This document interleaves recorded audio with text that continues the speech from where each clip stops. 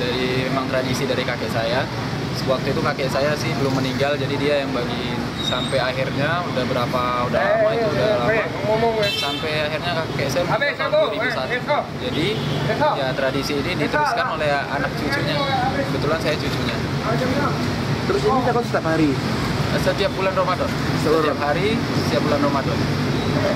Terus kalau boleh tahu ini kisarannya berapa nih mas biasanya kita bagi ya? Satu orang kalau dulu sih dari kecil ya, tapi sekarang udah naik 5.000 satu orang, merata itu. Dalam satu hari itu biasanya berapa banyak warga yang antri? Lumayan banyak sih. Kemarin itu sampai 400 lebih orang. Setiap hari? Iya, setiap hari sekitar 350 sampai 400 kalau dirata-ratain orang yang antri.